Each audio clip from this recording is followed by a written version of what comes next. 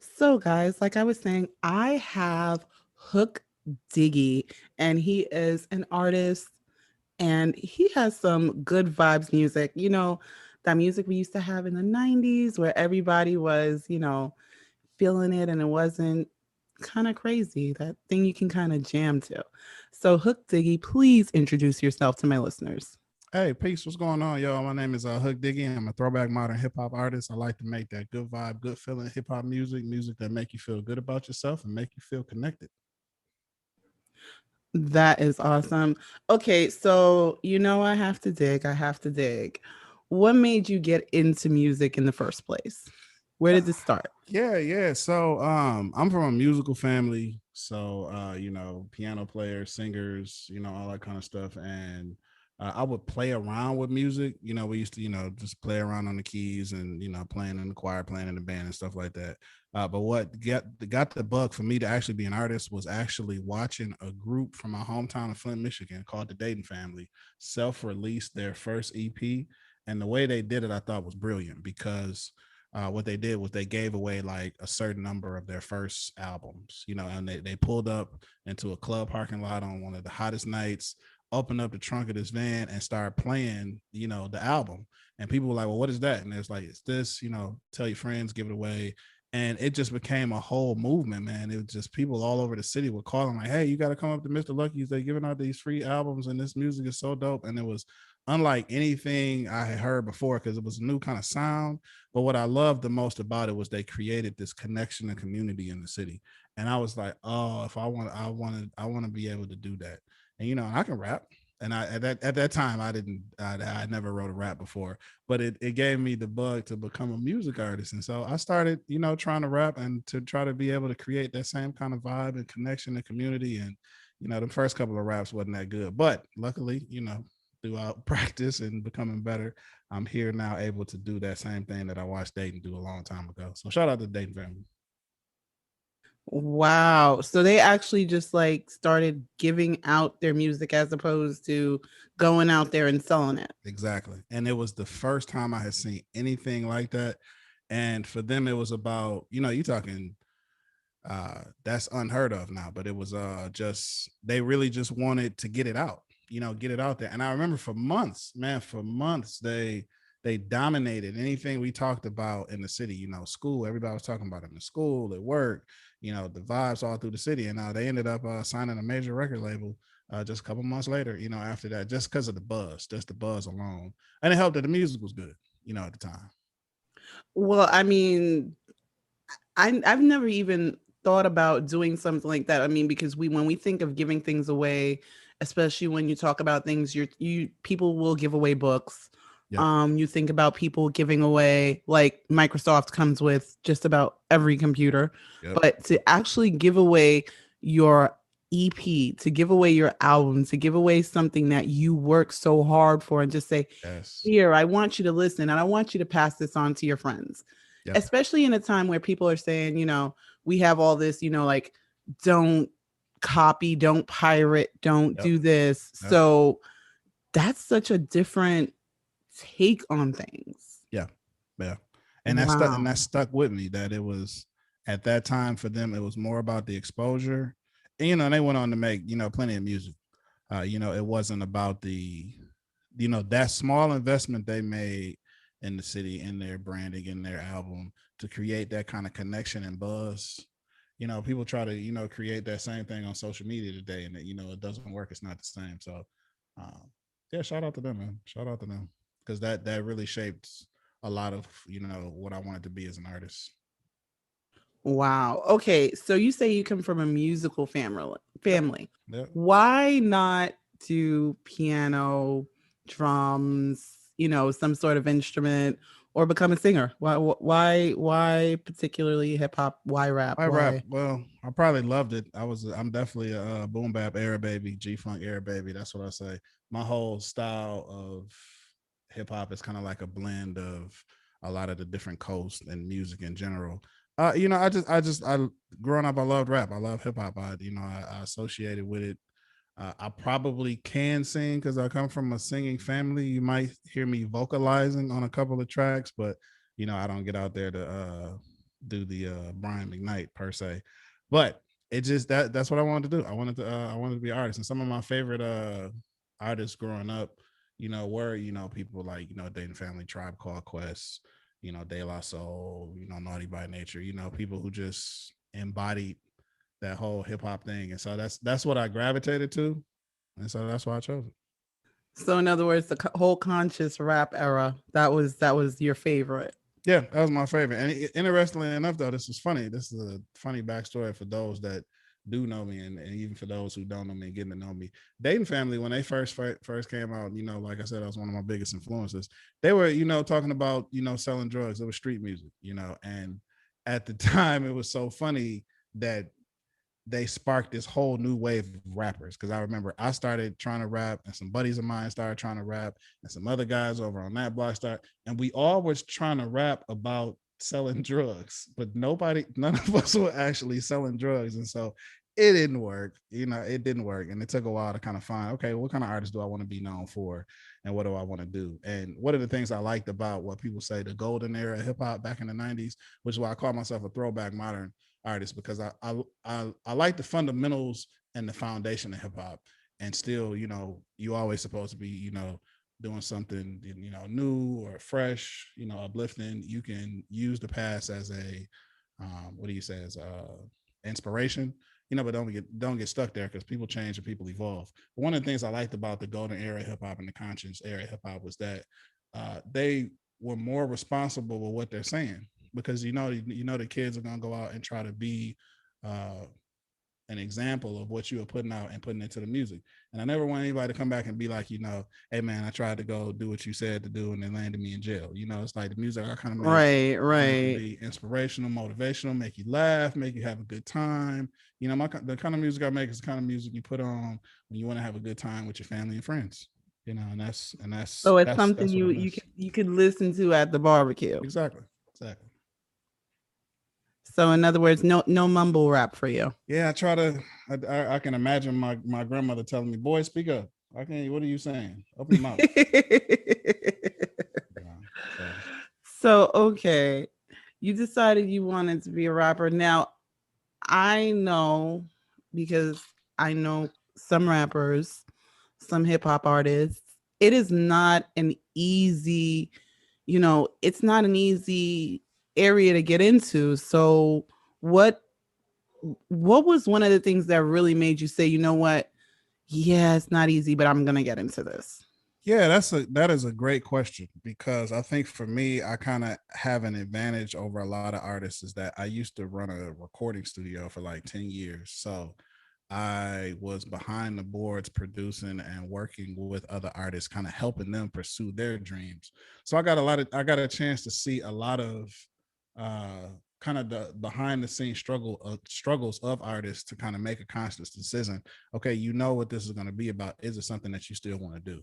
And I remember kind of making a couple of songs and having some people listening. I remember doing a show at Northwood University up in northern Michigan after putting out like this first little album I was working on. And people coming up to me just saying, "Hey man, I really appreciate it. I like your vibe. I like your music. Keep making good music." And that kind of stuck with me, because it was like you're kind of doing a service to people with your talent and your gift. And so for me, it was like, well, would you do this if you wouldn't get paid for it? If you didn't get paid for it, do you love it that much? And I do. I mean, I love making music. I was making music before I started to really take it serious. We were just in the basement fooling around with music. We have a ton of unreleased music you will never ever hear, because we was just having fun with it. And so I love it. And I know a lot of artists, today, they get signed. It's real quick. In 5 years, they're not even rhyming anymore. They're not even doing the music anymore. It was something hot to do, and now I'm on to something else.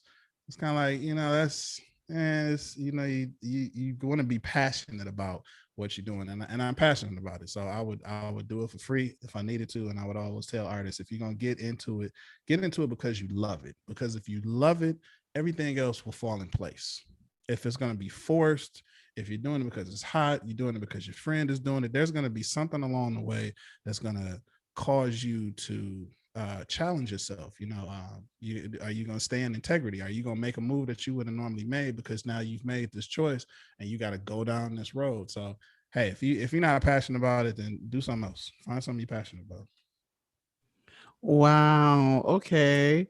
So I do have to ask because you mentioned that you were behind the scenes before you became an artist. So what's the major difference other than being seen and not being seen?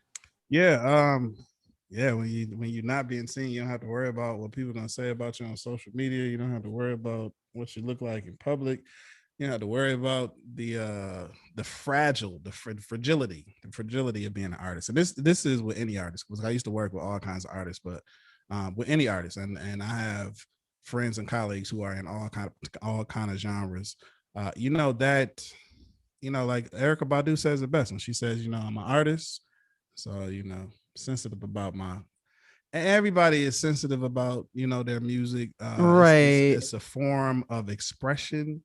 That for some of us has been repressed for so long. Because I don't know a lot of parents who the first time their kid comes and say, "Hey, I want to be a rock star." Hey, well, let's go for it. What do you need? They'd be like, "Well, maybe you should do something. Yeah, More that's that. safe." Yeah. Do, and so you repress that creative energy. And so when people finally get to the point where they want to be creative and expressive, it took a lot to get there. And so they're being actually very vulnerable by putting their gift out into the world. And so it's for me, watching people do that and come to the studio. I was always encouraging, and I would get people that would come to me and be like, "Oh man, why are you working with them whack artists?" And I'd be like, "Hey, my job is not to judge the music when they come to the studio to record it. My job is to get the best performance out of them, to fulfill the vision that they have for the song that they're trying to create." And that's how I stayed busy because people knew, hey, if I'm going to the studio with Hook is gonna make it sound right. He gonna give me exactly what I like. And I loved being on that side of the process to help create those dreams. I mean, I've had some of the toughest street cats, but I never forget this. I had this one session, and these, some street cats, they was probably selling, drugs on the streets or whatever like that. Whatever, it was cool. They came to the studio to record a song, and I was working with them like I normally would work with them, but it was something that I did in the mix, and we tweaked it just right. And I was like, "Oh, that's it." And man, one of the cats standing next to me now. You see this guy on the street, you're gonna clench your purse or whatever like that. But he's standing right next to me in the studio, and he just shed a tear right next to me. It was crazy. He was like, "You know what, Hook?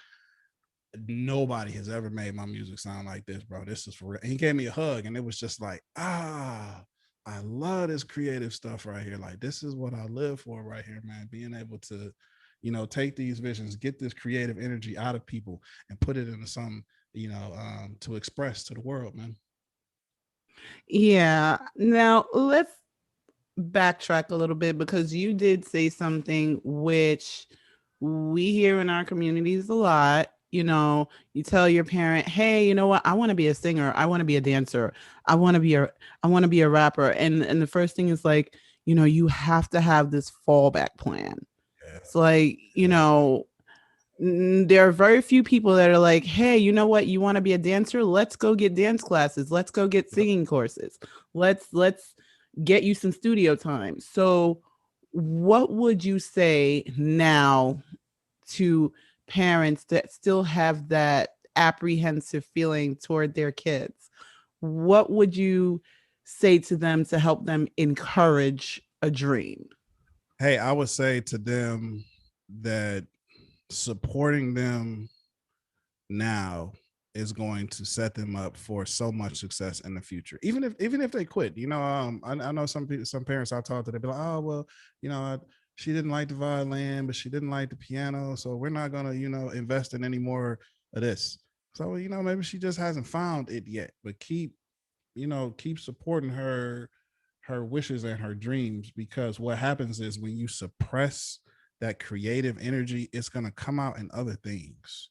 And I would rather it come out in a creative outlet than for them to be taken advantage of later because they're not their authentic self. They've had to work a job they didn't want to work. They've had to be the person they didn't want to be. They've had to create this life to satisfy others. We spend so much time satisfying everybody, and that's anybody and everybody in every industry. And it's just kind of like, but why not do what you want to do and be the most authentic self that you can be. So for parents out there, if you got somebody that's thinking about getting into the music, hey, say, hey, well, you know what? Let's do it. Let me find you the resources that you need to, help you out. And there's plenty of ways to go about doing it, and the biggest thing is starting with the first step of saying, I'm with you, I support you, let's ride with it. And that used to hurt me so much with the studio because I used to have artists that would bring over their parents to the studio that were supportive. I would have artists that would bring over their partners, their spouses, girlfriends, boyfriends, others, significant others, that were supporting them. And to see the juxtaposition of how I didn't have the same kind of support, other artists I work with didn't have that same support, man, it's disheartening, man. You want the people who love you and supposedly support you the most to be able to support you in everything. And so if you got any kind of creative outlet for somebody that doesn't want to do something the traditional way, hey, tradition doesn't work for everybody. If everybody went to college and worked a job, we wouldn't have entrepreneurs, we wouldn't have these new startups, we wouldn't have innovation. So hey, you never know who you holding back from being the next big star. Let them loose. Nice. So, in other words, what I like something that you said, which was artists are being the most vulnerable. And do you believe that's because they don't only have to get past their own fears, but they have to get past the fears of those close to them and possibly what everyone else might Yes, think? yes. Go ahead, say it, Coupon Being Queen. You better say it. That's so true. That is so true because and I say this for artists that are authentic. And I work with a lot of artists in the studio, so I know when somebody being authentic and when somebody playing the role. But for artists that are authentic, you have no idea what they've had to overcome and to deal with to say, hey, I'm going to do this music thing. You don't know how many friends and family members that have pushed them to the wayside, that have said, we're not going to support you. People who have mocked them, people who have laughed at them, everything that they've had to subdue to get to this point where, like, hey, I want to give my gift to the world. I want to be an artist. Those people, when they give out there and they give 100, and 10%, they leave it all on the stage. And you like, man, that was awesome. And they're humble too. Like, thank you. I appreciate it because for them, they just really wanted that validation of like, I love doing this. People love that I'm doing this. I found my people. And so when I find artists that are authentic like that, most of the time some of them have the same stories of struggle, same stories of triumph, having to overcome people's opinions of them and what they should be doing. Oh, you too old to be singing, or you too whatever. You don't fit into my image of what I should be thinking for you. We do a lot of letting other people control what we should be doing with our lives. Hey man, you got your own life over there. Leave me alone. I'm gonna do what I want to do with my life. So true, so true. So, okay, let's say someone is pushing back all the negative cheerleaders. Yeah. What's the first thing that an artist should definitely do when they're deciding, you know what, this is what want to do with my life, no matter the Yeah. age? Yeah. Um, the first thing you have to do is build trust with yourself that the journey you're about to go on, um, that you're gonna see that journey to the end. Because a lot of times we don't start with the end goal in mind, and it's like, are you gonna do this if you never make any money? You know, are you going to do this if you lose all of your current friends? Are you going to do this if you don't get as big as you want to? Are you going to do the, go through all of the questions and say, hey, I'm going to see this all the way to the end. Now, I don't say that to be a Debbie Downer because you make adjustments. You course correct. Nobody wants to be desolate. Nobody wants to be, you don't have to be a starving artist. But if you're going to give up as soon as you reach an obstacle, it's not going to be for you. It's definitely not going to be for you. And then the second thing I would do is say, change your circle. Oh my God. I learned that one way too late. Way too late. Get people off from around you that are leeches, that are not supportive, that are just kind of waiting, biding their Wait, say time. that again for the people in the back because I know they didn't hear Yeah, that get them one. unsupportive people off from around your circle, the leeches, the hanger-ons, the slick slide comment people, that wait for something to happen and then slide one in. No, you will feel alone at first, But you will find real soon when you reach out and look for others like you, when you look and find that tribe of other artists. And and don't be just stuck. If you're an R&B artist, don't try to look for other R&B singers. Look for other artists that are just stepping out there. You may become real good friends with somebody that's in folk, or that's in instrumental music, or that's in hip hop, or that's in country. you know we all share the same struggles as independent artists. And so the quicker that you can realize that you don't need to be around a lot of people who not going to help support your dreams, because when it gets tough, they're going to be like, see, I told you. And then that negative talk going to get in your head, and your subconscious going to be like, yep, you're right. Let me put it down. Nope. Get those unloyal people around your circle. Then when you clear about what you want to do and how you want to do it, and you don't have them people around you, oh, then we can talk about music and production and all of that kind of stuff. But until you do all of that, man, you be setting up on a bad foundation, and you will spend years being like, man, I wonder how I'm not going anywhere. You got all this negative energy around you. They was never gonna let you go anywhere, because if you do something, then that means to them that doing something better is possible. You are now proving that something is possible. And some people don't want to. They don't want to work. They don't want to. They want to just keep the excuse of, oh, it is what it is. This is life. Life is hard. Woo woo woo. Nah, man. Aim for the stars, man. Aim for the stars, and get them unloyal people around your circle. I'm gonna say that one again. I made a song about it, so that one, See that, that one and is that's the real. best part about it is you can actually make songs about that because it's the truth. We need to, no matter what industry you're in, you always need to make sure the people, it's one of those things of, are the people that are in your circle helping you row the boat, or are they drilling holes in your boat? That's right. That's right. So yeah. Now, from what you were telling me earlier, you have an EP coming up. Yes. Yeah, I sure do. You have an EP release party. Yes, yes, yes, yes. So during the pandemic, this is we kind of shifted, because clearly independent artists, major artists, touring artists, they weren't making any money from shows in 2020. So I'm big on connection and connecting with people.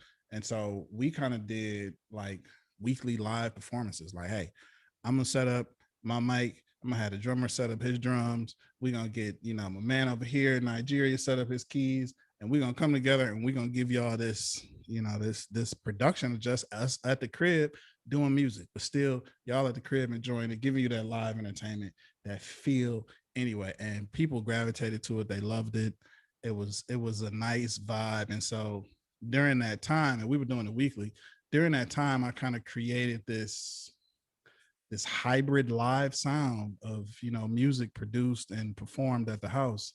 And it led me to put together an EP I wanted to call Mic Check Music, which just celebrates live music now that we're starting to get back out and get connected with each other, to give you that live music sound without you even being live. That is awesome. Yep, and it's all live instrumentation on the album. It's a 5-song EP, and we got live drums, keys, guitar, horns. I tried to produce it as live as possible, and it's not traditional hip hop. I mean, if you like D Smoke or the Roots or something like that, hip hop is generally looked at as the not real music.